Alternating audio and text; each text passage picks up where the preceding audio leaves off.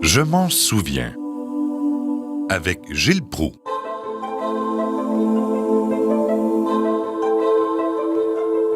Aujourd'hui, chers amis, j'aimerais vous faire connaître un personnage qui a été un perdant, mais qui n'était pas un incompétent. Il s'agit de Montcalm, qui a enregistré nombre de victoires lors de la guerre que les Américains appellent le Franco-Indian War, la guerre de 7 ans.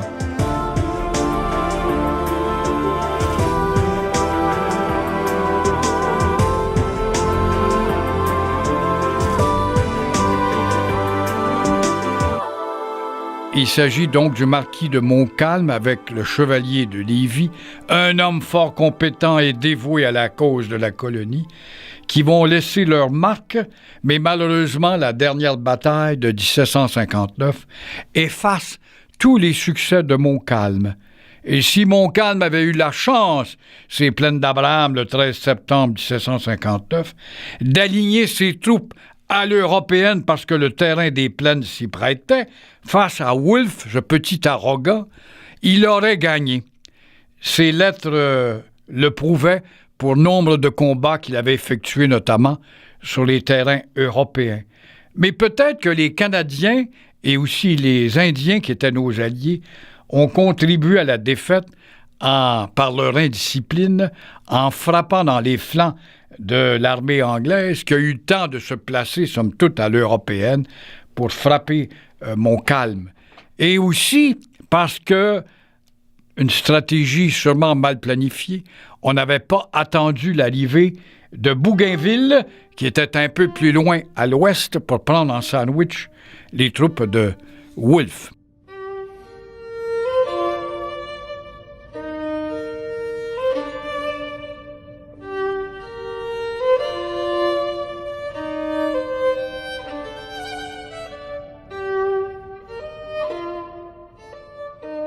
Mais je veux vous parler du triomphe de Montcalm au fort Carillon, qui existe encore, si vous faites une balade un de ces dimanches, chers amis, dans le fin fond du lac Champlain, avant d'arriver à ce qu'on appelait le lac Saint-Sacrement au temps de la colonie française, qui a pris nom de lac Georges. Il y a là le fort aujourd'hui de Ticonderoga. Ticonderoga, qui veut dire en indien « bruit de ruisseau ».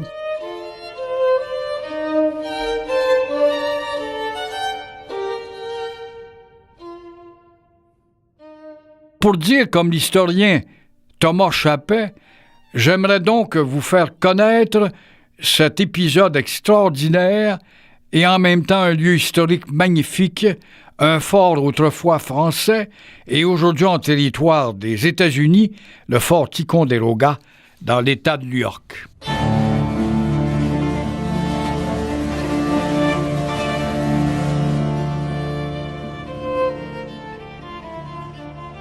Au temps de la Nouvelle-France, il avait été baptisé Carillon.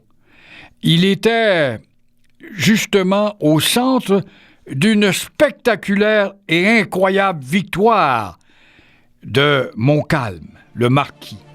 Il s'agit de son plus grand succès militaire.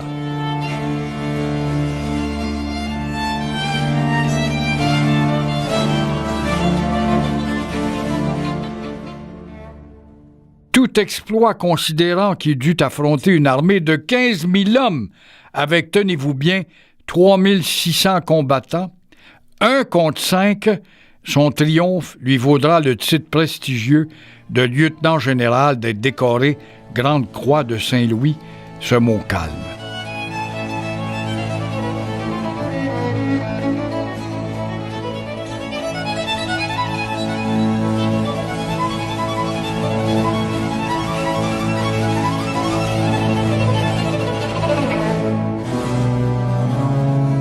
Et cette célèbre bataille de Carillon a eu lieu le 8 juillet 1758, dans le contexte de la guerre de 7 ans, que les Américains appelaient de Franco-Indian War, qui opposait la France à l'Angleterre depuis 2 ans. Cette guerre, rappelons-le, prendra fin en 1763, lorsque la France va remettre à l'Angleterre toute la Nouvelle-France, c'est-à-dire quasiment le tiers de l'Amérique du Nord.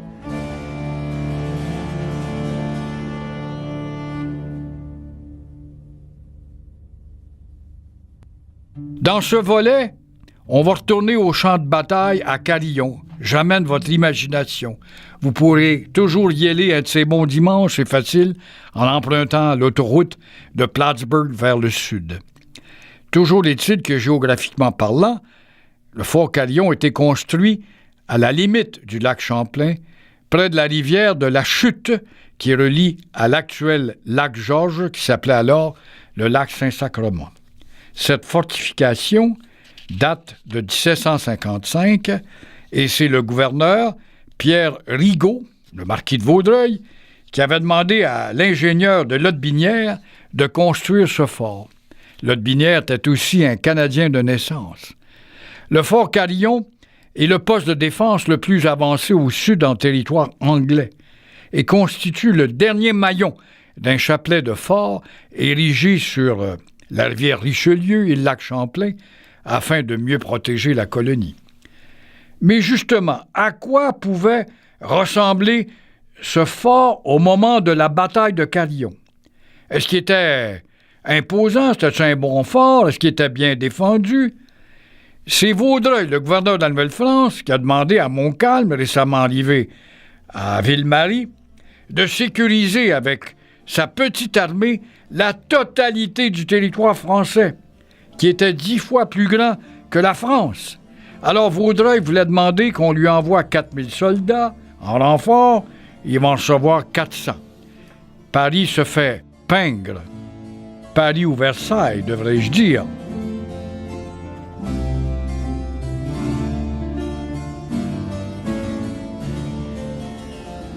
L'été 1758, le régime français achève. Tout indique que les Anglais vont porter un dur coup à la colonie. Une attaque de Montréal se prépare. Montcalm promet de se battre jusqu'au dernier souffle, s'il le faut. Parti de Montréal avec son armée de 3000 hommes, Montcalm remonte le Richelieu, qu'on appelait jadis la route des Iroquois. On fait quelques arrêts au fort qui jalonnent le long chemin. Il y a quand même 225 km pour se rendre là. On s'arrête au fort Chambly, qui lui existe encore, qui est une merveille architecturale. C'était une auberge plus que d'autres choses, un fort de repos, un fort d'approvisionnement. Alors quand on va au fort Chambly, on va voir le nom de Montcalm qui s'est arrêté là et tous les autres.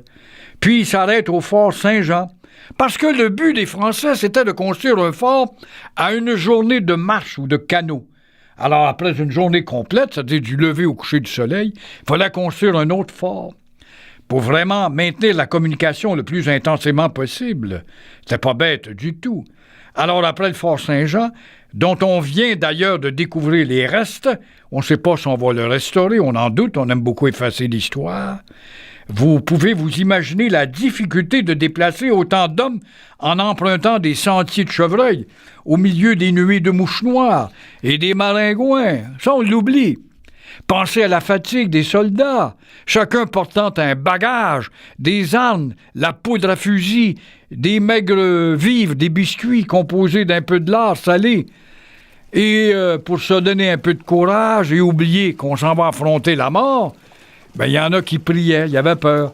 D'autres qui faisaient des blagues par nervosité. Tandis que les plus frondeurs se permettaient d'entonner des chants de route, comme auprès de ma blonde. Une marche militaire qui aidait à soutenir quand même la cadence et le moral durant cette longue marche. Dans les jardins de mon père, les lilas sont fleuris. Dans les jardins de mon père, les lilas sont fleuris. Tous les oiseaux du monde viennent y faire leur nid. Auprès de ma blonde, qu'il fait bon, fait bon, fait bon. Auprès de ma blonde, qu'il fait bon dormir. Une autre halte a lieu à l'île aux Noix, au fort Saint-Paul, aujourd'hui appelé Fort Lennox, dont les fondations du fort français existent encore. Et voilà que notre armée de 3000 hommes arrive sur le grand lac Champlain, cette nappe de toute beauté. Aujourd'hui, nos bons amis se prélassent avec leur yacht et leur bateau à voile sans savoir ce qui s'est passé là. Nous sommes à la fin du mois de juin. On ramasse les dernières nouvelles au fort Saint-Frédéric, sur les rives du lac, et on traverse le lac en barque ou à pied par les sentiers. Et voilà qu'on arrive au fort Carillon.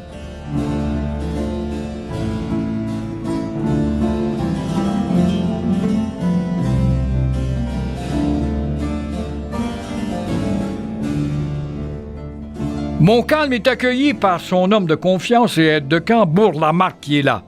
Ils sont peut-être une trentaine d'hommes. Ah, on accueille l'armée française avec combien de joie. Les nouvelles ne sont quand même pas bonnes. Mon général, dans quelques heures, nous aurons les Anglais sur les bras. Nos éclaireurs sont allés voir et parlent de 25 000 hommes. On sait aujourd'hui qu'on exagérait, mais ils étaient quand même 15 000.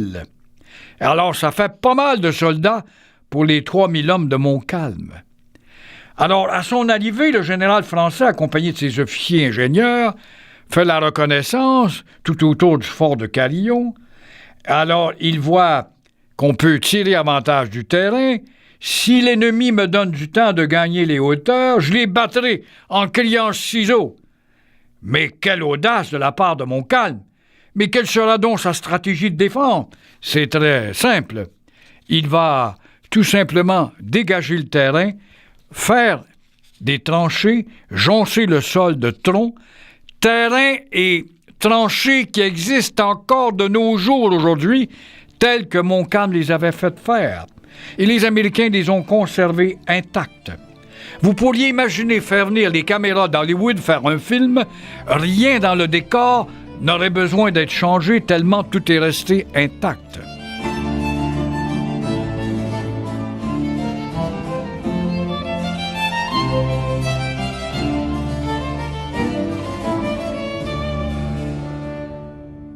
Le 5 juillet, on est au lever du jour, la bataille a lieu le 8. Le général James Abercrombie se met en route à la tête de son armée, 15 000 hommes, 900 bateaux, 135 barges, des bateaux plats si vous préférez, sur le lac Georges, qui s'appelait à l'époque le lac Saint-Sacrement.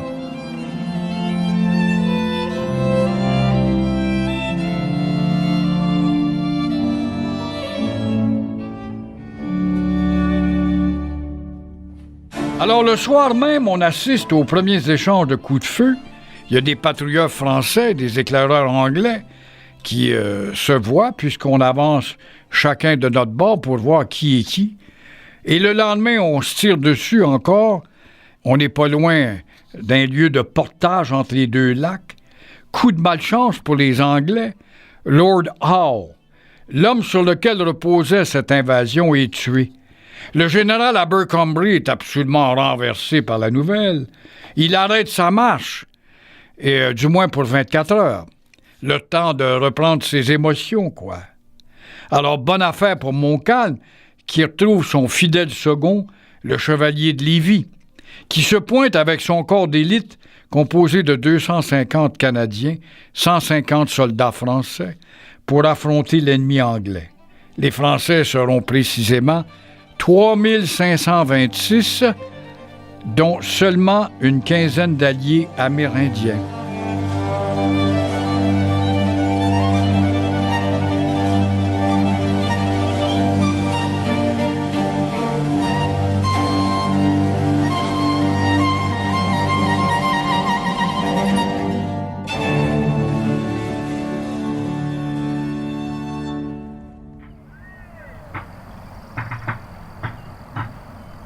Le 8 juillet au matin, Abercrombie passe à l'action.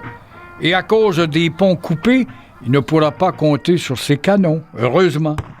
Mais 15 000 soldats devraient quand même suffire à la tâche. La loi du nombre va l'emporter. Ses conseillers vont le convaincre d'attaquer de front. Son armée comprend des Britanniques, des Rangers américains, des Écossais, des Iroquois, mais ces derniers se tiendront à l'écart de la bataille, jugeant que les Anglais savent pas se battre. Alors les hommes de Montcalm sont aux aguets. On sait que ce n'est plus qu'une question d'heures, voire de minutes avant la bataille. Les Indiens Iroquois respectaient énormément l'armée française et les Canadiens, comme on les appelait, puisqu'ils avaient appris à se battre à leur manière. Tous les bataillons sont à leur poste. On attend l'ennemi et le signal de Montcalm. Un peu après midi, l'armée anglaise s'avance en colonne, exactement là où on les attendait. Au son des fifres, imaginez-vous. Ils tombent dans le piège de Montcalm. On dirait un mur étanche de milliers de soldats habillés en rouge. La tension monte. Montcalm donne le signal. Feu! Les canons du fort résonnent, les 3000 fusils français crachent le feu. Les premières lignes d'attaque ennemies sont fauchées. On recharge les fusils de chaque côté et on recommence. Les hommes de tête d'Abercrombie tombent encore. Ce n'est pas grave, il y en a d'autres. La loi du nombre, disait-il, c'est un incompétent. Il lance ses chars à canon à l'attaque. Et les habits rouges tombent et tombent encore par dizaines. Et on charge à nouveau. C'est de la pure folie. Comment expliquer l'entêtement du général anglais à soutenir cette attaque de front? Tout simplement par le fait qu'il était un incompétent, habitué aux batailles à l'européenne, en ne s'adaptant pas au territoire. C'est ça la stratégie militaire, ce qu'avaient appris les Français et les Canadiens et les Indiens de notre groupe, malgré que nous n'avions pas beaucoup d'alliés, une quarantaine d'Indiens, dans l'armée de Montcalm ce jour-là.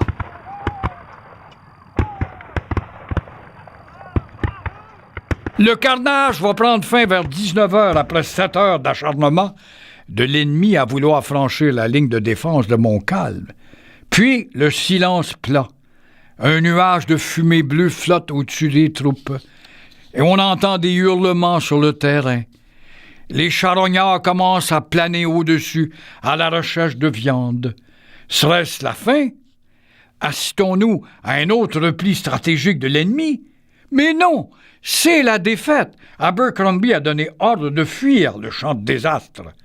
Il s'avoue vaincu. Il passera à l'histoire comme le général déchu et un général incompétent. La fin du monde a frappé le champ de bataille qui est tapissé de cadavres et de mourants gémissants. Des habits rouges, des soldats écossais, des rangers américains. Pendant ce temps-là, dans le fort, Bougainville, blessé à la tête, commande au milieu de soldats aux vêtements tachés de sang. Son compagnon d'armes, Bourg-Lamarque, a l'épaule brisée. Pour sa part, Lévis, il a les vêtements éraflés par les balles anglaises. Vous voyez qu'ils n'avaient pas peur. Ils allaient au feu, ces gars-là. Ces vaillants miliciens se remettent de leurs vives émotions, 3000 contre 15 000. Montcalm envoie quelques patrouilleurs pour espionner, aller voir l'ennemi en retraite. Il n'est pas question de les poursuivre. La loi du nombre joue contre Montcalm. C'est trop dangereux. Les hommes sont épuisés.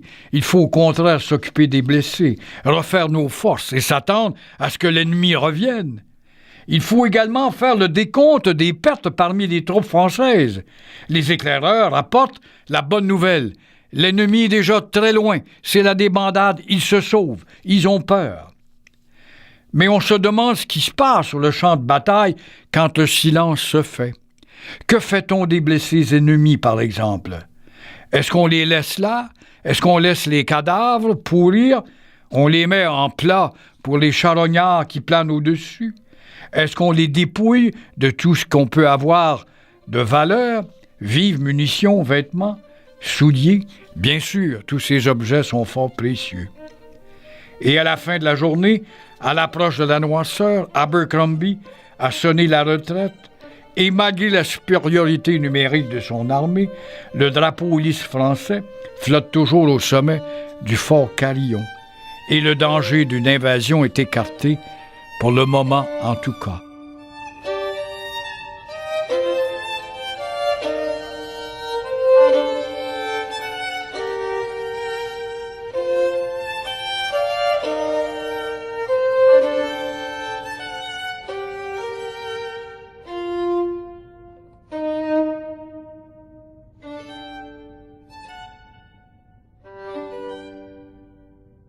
On fait le bilan des pertes de chaque côté lors de cette bataille.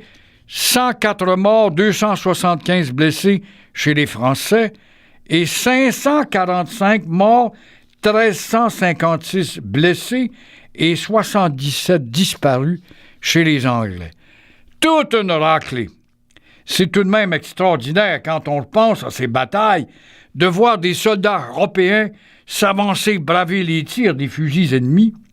Pas étonnant que les colons canadiens, qui prennent le fusil à l'occasion, c'est-à-dire les miliciens, tout comme les Amérindiens, refusent de se battre de cette manière européenne, préférant l'attaque surprise et les abris. Comment les soldats européens en arrivent-ils à ne pas chercher à s'enfuir ou encore à se jeter par terre quand ils font face aux tirs, alors que ça tombe par dizaines autour d'eux?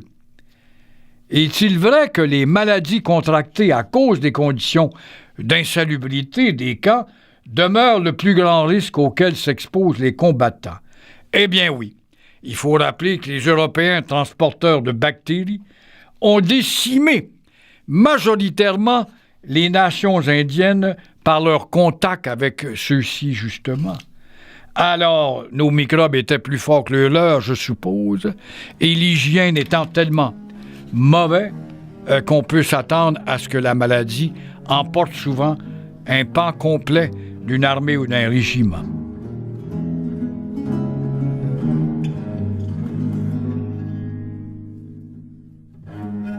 Il me reste juste assez de temps pour vous raconter cette bataille de Carillon qui a été pour moi le début de ma passion pour l'histoire sur les bancs de la petite école à l'époque où on nous l'enseignait. Aujourd'hui, tout cela est censuré. Alors, je me souviens très bien quand j'avais lu ce premier roman Scout, un livre de Georges Fernet, son titre « Le pont des morts, Fort Carillon ». Il avait été publié en 1958, soit 200 ans après la victoire de Carillon. L'histoire racontait les aventures de l'officier français Hugues de Montferrat, qui avait participé à la bataille avec Montcalm. Je me rappelle encore des descriptions de l'affrontement dans le roman.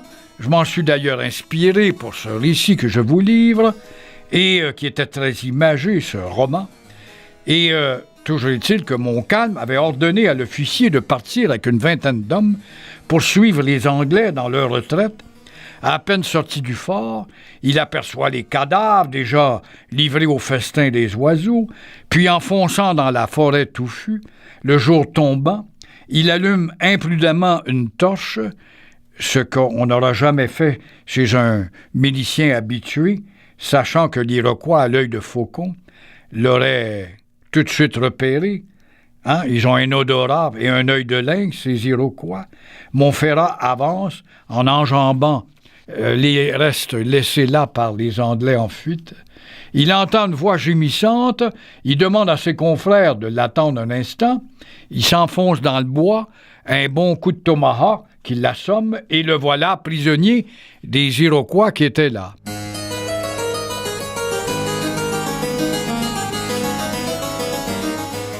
On l'amène, on l'attache à un poteau, il s'attend à être torturé. Il a été montré à l'imposant Sachem, coiffé de sa grande parure de plume d'aigle. Sera-t-il scalpé? Sera-t-il décapité? C'était la mode. Les Indiens dansent autour de lui. C'est la danse de la pluie, afin d'implorer le ciel de juillet, de faire cesser la sécheresse. Les guerriers boivent et s'endorment. Montferrat en profite pour fuir. Il se défait de ses cordes, et au petit matin, il a retrouvé des canots qui étaient là abandonnés. Alors, à un moment où il allait s'enfuir, un jeune Iroquois pointe une flèche en sa direction.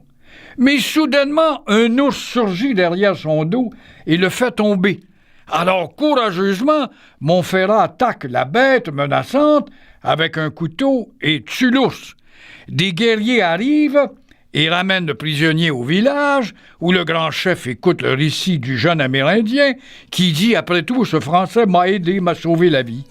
L'officier français est libéré. Il va se lier par un pacte solennel au grand chef iroquois, et ce n'est que le début de ses palpitantes aventures.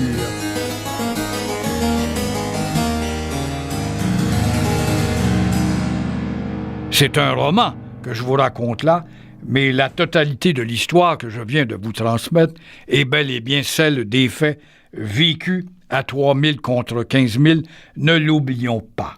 Mais c'est ce petit roman quand même qui m'a passionné pour avoir un goût contagieux en faveur de l'histoire qu'on n'enseigne plus. Pourtant, Radio-Canada s'était intéressé avec des séries télévisées, des séries historiques populaires. Souvenons-nous de Radisson, Le Courrier du Roi et Iberville.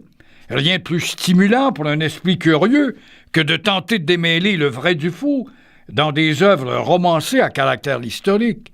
C'est une bonne manière d'apprendre l'histoire quand on a le goût et on a soif d'histoire.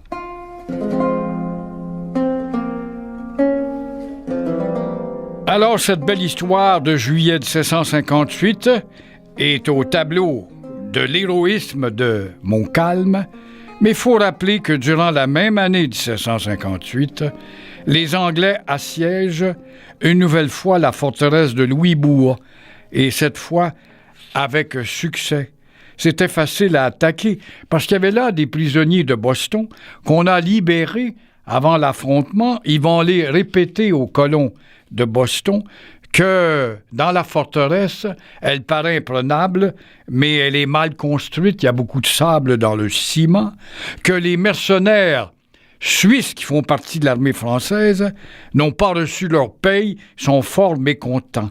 Alors ça ne prendra pas de temps qu'écrasés par le nombre, le commandant français et ses hommes vont capituler de la forteresse de Louisbourg. Et là, Montcalm aura enregistré en 1758 à Carillon sa dernière grande victoire, puisqu'il fera face en 1759 à ce qu'on a appelé la bataille ultime qui mettra un terme à l'Empire français un an plus tard, le 8 septembre, devant le château de Ramsay, qu'on appelle prétentieusement un château, mais qui n'est qu'un petit manoir, c'est-à-dire devant l'hôtel de ville de Montréal, la fin de la vie française lorsqu'il brûlera ses drapeaux et brisera son épée devant les troupes de Amherst. Courageux, Lévis aurait aimé poursuivre la bataille, mais il va recevoir les ordres de Vaudreuil, qui mène la colonie encore, de capituler. Il avait une armée en haillons, à peine quelques milliers d'hommes, mais déjà les Indiens qui étaient à l'intérieur de son armée vont l'abandonner, étaient allés voir à Sorel, à Amherst qui s'amenait sur Montréal, pour demander une faveur à Amherst.